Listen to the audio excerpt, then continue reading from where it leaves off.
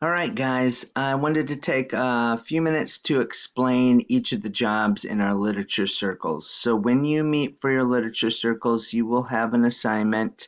Each time we meet, you will, at the end, put read, job, meet. And you're going to write that down. And read, you will be given an assignment, a certain number of chapters to read.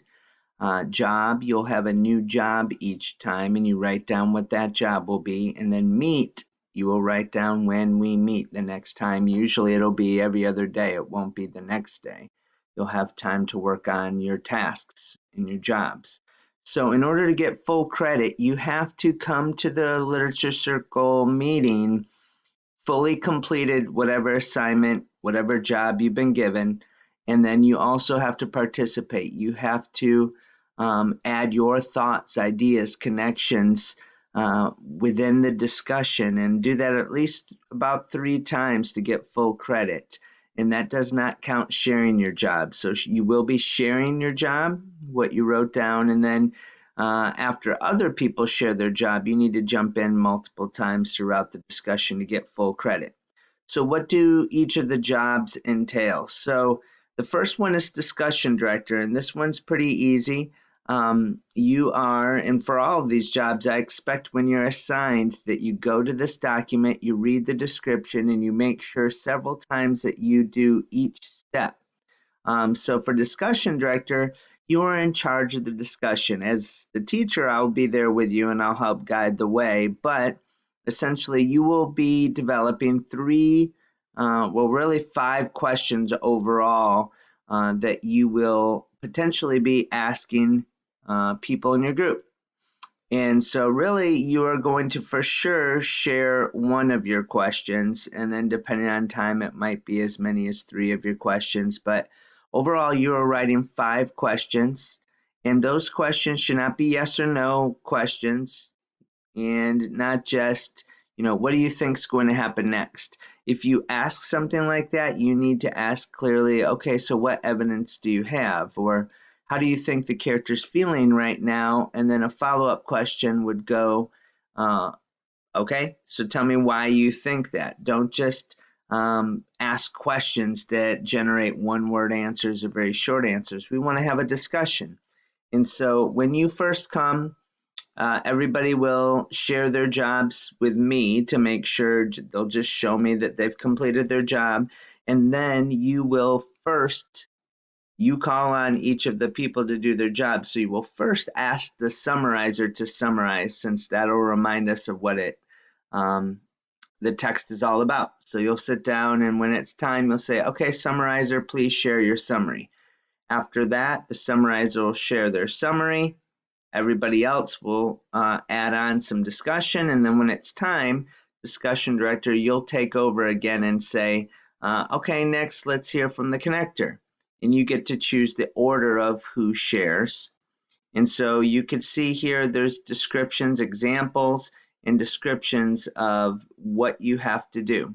So you're leading the discussion, just like it says. Summarizer, you're writing a summary. Now here's the key. It needs to be at least 4 sentences long, and you are summarizing the specific reading assignment for that time. You're not summarizing the whole book.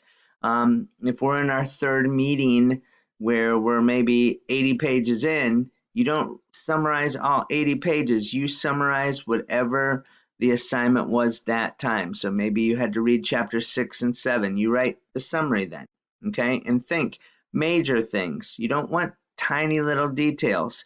You're going to read your summary to the group, and then you'll ask the group, okay, does anybody have anything that if they were writing the summary they would add? Or is there anything in my summary you probably would take out because maybe you don't think it's a major idea? When people share, don't get your feelings hurt. There's more than one way to write a summary, but we're just asking, okay, how would you guys have written the summary? What key details maybe would you have added that I left out? And that's how our discussion will be continued. And you get to call on people as the summarizer to ask them what they want to add or take away. And then when it's time, the discussion director will jump back in and choose the next person. So make sure you understand what your job is there. As a connector, you are making connections, and you can see in the middle here, there's really three types of connections. Text to text, where you're connecting what you've read here to another book. Text to self, where something in the book that we're reading reminds you of your own life or people that you know or your own experiences or maybe even your own feelings. It might be as simple as, okay, right here on page 43, the character's really nervous about this. This reminds me of the time I was nervous about whatever. It doesn't have to match completely. Think about feelings and emotions. That's easy. When a character feels a certain way, try to connect that to a time you felt that way. So that's text to self. Those are usually the easiest kind of connections to make. And then text to world.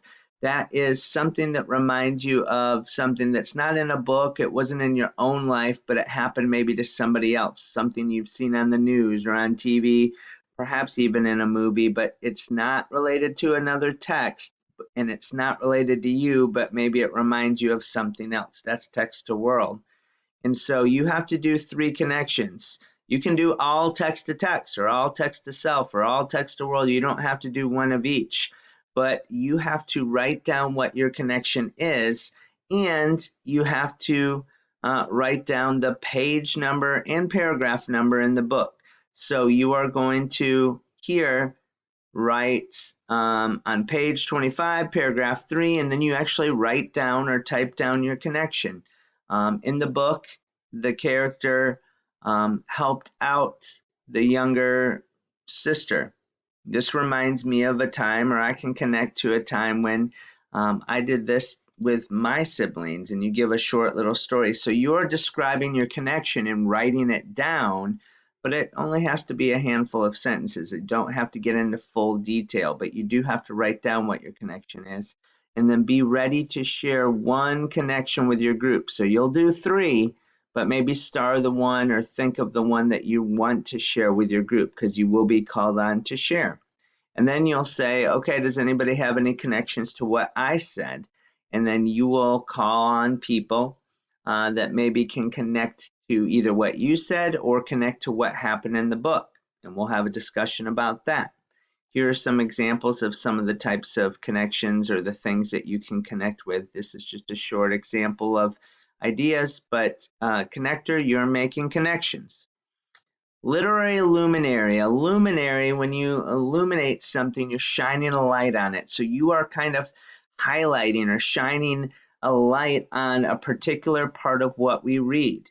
Okay, and so you're going to choose a section that you either thought was interesting, funny, scary, a good example of writing, maybe something that made you think. You're choosing three parts, and really it can just be a paragraph or a sentence or a whole page, but generally kind of narrow down to where it is. You're going to have to also write where it is on what page, what paragraph, and you'll read that part to the group and say, okay, paragraph 3 I wanted to highlight here, and so you'll read paragraph 3 or maybe a sentence or two in paragraph 3 and then say, well, I thought that this was really interesting because if I were the character in this situation, I probably would have felt this way, but they seem to feel this way, and give your thinking. So you're going to write down where your passage is that you have thoughts about that you want to highlight, and then write down your thinking and why. Once again, don't just say I chose this part because it's funny. You need to explain why. I really thought this was funny because all the other characters in the book knew about this situation, but the main character didn't, and I thought this was funny because, and so write several sentences to describe your thinking, and you do 3 of these, okay? Vocabulary enricher, you are simply finding words that can be considered vocabulary words. If it's a word that you don't know or you don't know well, or maybe you know what it is, but you'd have a hard time giving a definition of it, choose that word. And once again, you are going to put where you find it. You'll have to write down page 25, paragraph 3, wherever it is, because when it's time, we're going to turn to that page in the book. You'll say, okay, everybody turn to page 25, paragraph 3, and let's look for the word onomatopoeia. and then you'll read the sentence, and then you will say, okay, does anybody have a guess of what that means? People will guess or explain their thinking of what that word means or their thoughts about that word. Then you will share what the real definition is. So you are expecting to actually go to a dictionary, either online or a physical dictionary, and look up the word. And each dictionary, like a dictionary of each word, might have multiple versions of that word, multiple meanings. So you have to choose the one that is most closely related to the context of the sentence. And so when you come to the group, you'll have 3 words. You'll have where they're located in the story, what page and paragraph, and then you will have the definition of those words that you have looked up, not just what you think it is, but you'll put the definition. Do you have to copy the definition word for word down in the dictionary? No, you can put that in your own words, but you do have to check with the dictionary. So that's vocabulary enricher. And finally, illustrator. A lot of people like this one, and even if you're not a good illustrator, it can be stick figures, but you are drawing a scene in the book, preferably a scene that doesn't already have a picture with it. And then you'll hold it up, and the group will guess what they think that illustration is showing and why they think that, maybe what clue they see. And you won't tell them if they're right or wrong till the ending. Everybody will get a chance to guess that has an idea. And then you'll share exactly where in the book it is. So if you can also share the page number or where specifically that scene is, that would be preferred. You have to draw your picture in a way that looks like you spent more than 5 minutes on it, like you spent some time, okay, which usually means add some color to your picture. If you just draw a couple stick figures quickly, and that's it, no background, no details, then you probably are not going to get full credit for it. It has to look like you spent some time. It does not have to be perfect. You don't have to be an artist. It can be, like I said, a stick figure or a little, scene of something, but add some color, add some details, try to make it look like you spent some time, and then we'll guess what that means. Okay, so one thing that a lot of kids have a problem with is remembering to do the correct amount of whatever your task is. So discussion director, you'll see you have to come to the group with 5 questions. Summarizer, you have to come with a summary, at least 4 sentences long. Connector, you need 3 connections, the page number it's on and description of what your connections are. Literary luminary, you need 3 parts or passages or paragraphs, different ones that you're highlighting. Vocabulary enricher, you need 3 different words. An illustrator, you need an illustration. So everything is pretty much 3 except for the illustration and the summarizer, you're just doing 1. And then the discussion director is 5 questions. Okay? So every time you have an assignment, I want you to first go to the job description, read through it several times, maybe come back and look at this video where I describe your section, and make sure that you understand. All right, enjoy your book and your reading assignment and your discussions coming up.